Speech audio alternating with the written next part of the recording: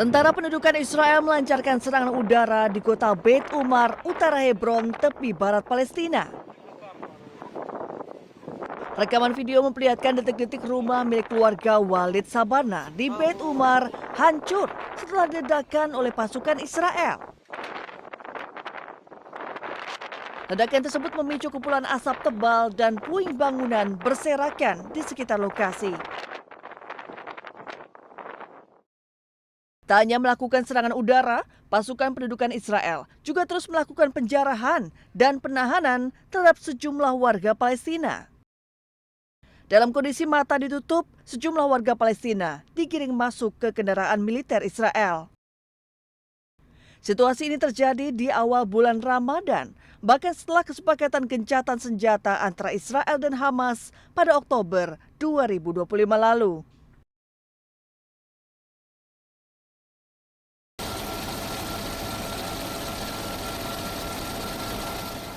Angkatan Laut Iran dan Rusia menggelar latihan gabungan di Laut Oman di tengah ancaman berkelanjutan dari Amerika Serikat tentang aksi militer terhadap Teheran. Kapal-kapal perang bermanuver di laut, serta sebuah helikopter yang menurunkan personel ke atas kapal selama latihan. Laksamana Buddha Hasan Maksoudulu, juru bicara latihan tersebut, mengatakan latihan ini bertujuan untuk meningkatkan keamanan dan interaksi maritim yang berkelanjutan. Selain itu, latihan juga diarahkan untuk meningkatkan kemampuan dalam memerangi terorisme maritim.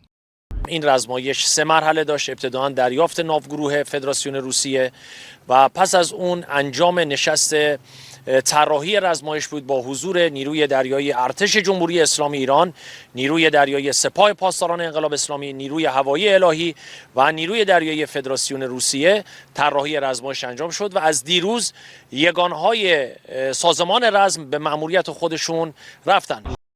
Rangkaian latihan tersebut memperlihatkan peningkatan aktivitas militer Iran di kawasan perairan strategis, mengingat dinamika geopolitik yang tengah memanas di kawasan tersebut.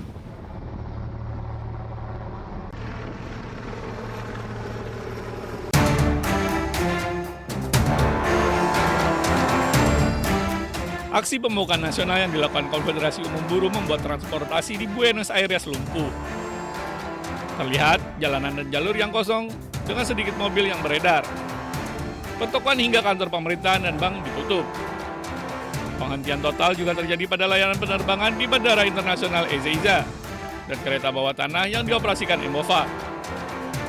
Aksi mogok selama 24 jam ini sebagai bentuk penolakan terhadap reformasi perburuhan yang diusulkan oleh pemerintah Argentina.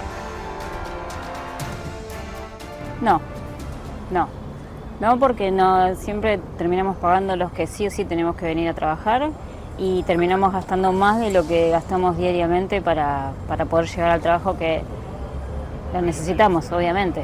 No podemos decir no voy a trabajar. Así que no, entiendo todas las razones, pero no estoy de acuerdo. Reformasi ketenagakerjaan adalah rancangan undang-undang yang dipromosikan oleh Presiden Javier Milei dan pemerintahannya untuk memodifikasi peraturan ketenagakerjaan di Argentina.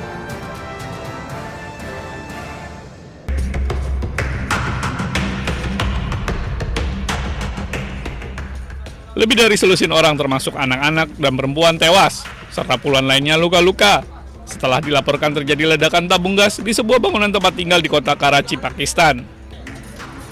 Momen dramatis terjadi ketika tim penyelamat berhasil menemukan salah satu jenazah yang tertimbun reruntuhan bangunan. Menurut media Pakistan, jumlah korban tewas telah meningkat menjadi 16 orang, termasuk 4 anak dan 6 wanita, sementara 14 lainnya terluka. Ledakan tersebut terjadi pada Rabu malam waktu setempat, di sebuah bangunan tempat tinggal berlantai 3 di kawasan Soldier Bazar. 14 people have been recovered injured, 12 dead bodies have been recovered, 3 मजीद लोग इस time missing है. तो इस पे हमारी टीम्स लगी हुई हैं. इंशाल्लाह within a few hours हम उनको भी रिकवर करेंगे. Informasi awal menunjukkan bahwa ledakan tersebut disebabkan oleh bocoran gas. Namun penyebabnya masih dalam penyelidikan. President Trump, distinguished delegates, Indonesia, from the first day that we studied President Trump's 20-point plan, we completely agree and we are fully committed to this plan, and that is why we joined the Board of Peace. We are committed to its success. We know there will be a lot of obstacles, there will be a lot of difficulties, but we are very optimistic with the leadership of President Trump. This vision of real peace will be achieved. There will be problems, but we will prevail. We will achieve our dream of peace in Palestine, peace, a lasting and peaceful solution for the Palestinian problem and in Gaza. The achievements of the ceasefire is real. We commend this, and therefore we reaffirm our commitment to contribute significant number of troops, up to 8,000 or more if necessary. We are prepared to contribute the troops to take part actively in the International Stabilization Force to make this peace work. Thank you very much.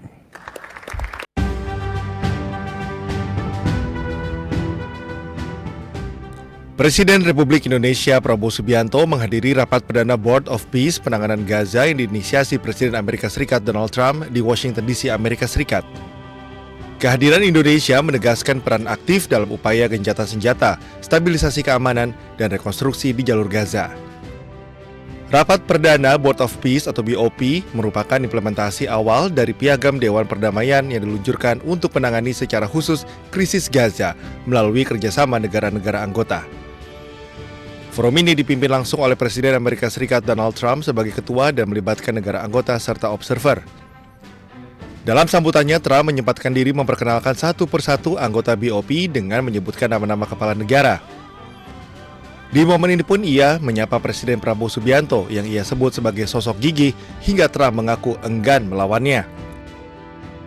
A man that I really like a lot he's definitely tough. I don't want to fight him. President Prabowo of Indonesia, thank you very much. Please, this is a big guy. I tell you, I said, how many people in Indonesia? He said like 240 million. I said, no, say it again. How many? It's a big country you have. And you do a great job and respected by everybody. And thank you very much for being here. Thank you very much, Mr. President. Partisipasi Indonesia dalam Board of Peace juga dimaksudkan untuk memastikan proses rekonstruksi dan stabilisasi keamanan berjalan inklusif, transparan, dan selaras dengan prinsip hukum internasional serta aspirasi rakyat Palestina. Dari Washington DC, Amerika Serikat, Aya Nufus, iNews melaporkan.